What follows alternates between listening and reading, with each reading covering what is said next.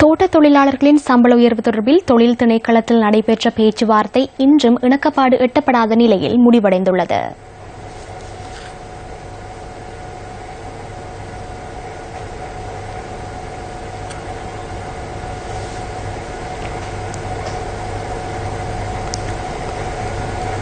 தொழில் மற்றும் தொழிற்சங்க உறவுகள் அமைச்சர் WDJ சேனவிரத்ன, தேசிய தோட்ட தொழிலாளர் சங்கம், இலங்கை தொழிலாளர் காங்கிரஸ் உள்ளிட்ட தொழிற்சங்கங்களின் பிரதிநிதிகள் இன்றைய பேச்சுவார்த்தையில் கலந்து கொண்டிருந்தமை குறிப்பிடத்தக்கது.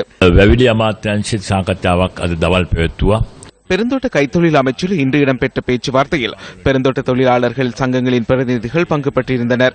இதன்போது எங்களால் பரிந்துரை செய்யப்பட்ட 730 ரூபாய் அடிப்படை சம்பளத்திற்கு இணக்கம் தெரிவிக்கப்பட்டது. 730 ரூபாய் அடிப்படை சம்பளத்திற்கு தொழிற்சங்கங்களும் இணக்கம் தெரிவித்துள்ளன.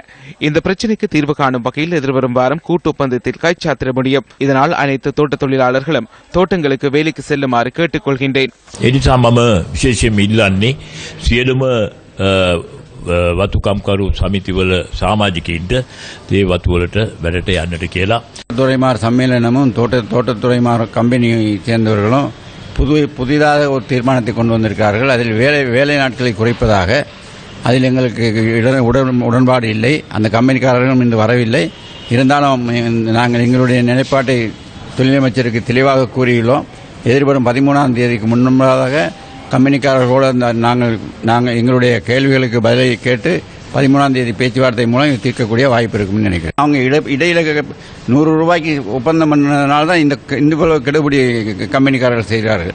எல்லாமே 2 மாதத்தில் நிறுத்தப்பட்டிருக்குது. அது ஒரு கேலி கூத்தா போச்சு. அதை வச்சு தான் இன்னைக்கு கம்பெனிக்காரங்க இவ்வளவு தூரம் அழுத்தம் பண்றாங்க. சம்பளத்தை பொறுத்த வரைக்கும் 6 நாள் வேலை தரேன்னு கம்பெனி ஒத்துக்கிட்ட பிறகு சம்பள அதிகரிப்பு என்னங்கிறதுக்கு ஒரு நிலைமைக்கு வரலாம் அப்படின்னு கம்பெனியும் நாங்களும் தெரிவிச்சிருக்கோம், கம்பெனியும் தெரிவிச்சிருக்காங்க. அதனால அடுத்த வாரத்துக்குள்ள இந்த 6 நாளுக்குள்ள வேலை மக்களுக்கு வழங்குவான்னு ஒத்துழைப்பு அவங்க தெரிவித்த பிறகு அதுக்கப்புறம் அந்த சம்பளத்தில் ஒரு நல்ல முடிவு கை சாத்து அளிக்கப்படுங்கிறத நாங்கள் முழுமையான. அதனால் சம்பளம் வேணும்னு கௌரவ ஆர்மோ தொண்டமான் அவர்கள் முன் வச்சிருக்காரு. அதுக்கு ஜான் சன்னிவரட்ன லேபர் மினிஸ்டர் ஒத்துக்கிட்டு இருக்காரு. ஏன்னா இந்த சம்பளம் வழங்க முடியும். 3 நாட்களுக்கு பிறகு தொழிலாளர்கள் பறிக்கும் கொழுந்தின் அடிப்படையிலேயே சம்பளம் வழங்கப்படும் என்று சொன்னார்கள். அதற்கு நாங்கள் முற்றுமுழுதாக எங்களுடைய அந்த எதிர்ப்பினை தெரிவித்திருக்கின்ற எங்களுடைய கோரிக்கை 6 நாட்களுக்கும் கிழமையில் 6 நாட்களுக்கும் சம்பளம் வழங்க வேண்டும் என்று